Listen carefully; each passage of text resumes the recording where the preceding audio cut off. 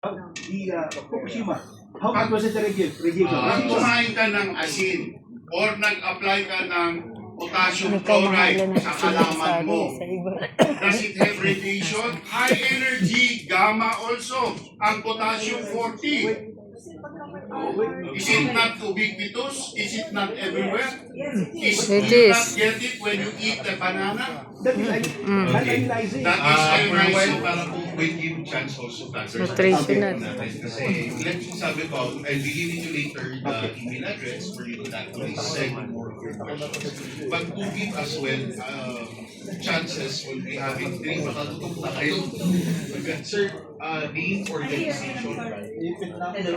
Name and organization. Magandang hapon po, Dr. Fred Dinyo, dating research scientist, WHO Collaborating Center for Water Supply, Waste Disposal, and Air Quality.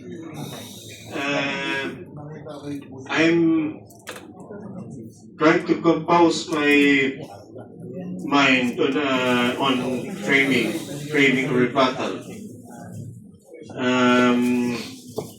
To build a case such that nuclear energy is a high preference option, if not compulsory. Why? Because we cannot indefinitely be technology neutral. Meron na po tayong attribution science.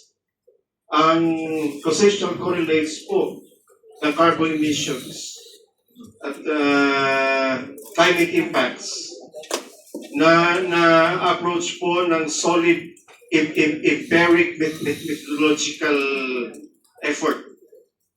So, ang nuclear po, carbon negative. Magandang pang base load. Tapos, na defray na nuclear yung costs ng ibang technologies, say carbon capture and utilization. Sa amin po, carbon neutral fuel biohydrocarbons from photosynthesis sequestered carbon dioxide. Question, sir? Since nahabla natin ang Malampaya.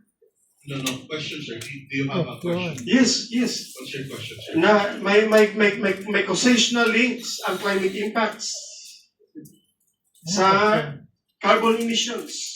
Hindi natin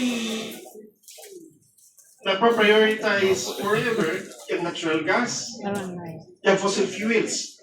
Magandang nuclear. Okay, sir. Alright.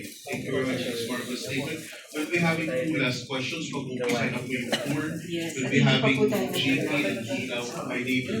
Baka kung gusto nyo kumain bago tayo Ay, pwede po. Habang the last 2 questions will serve the food. Kung Mark needs to talk about it. Sige, sorry na, po kami, we'll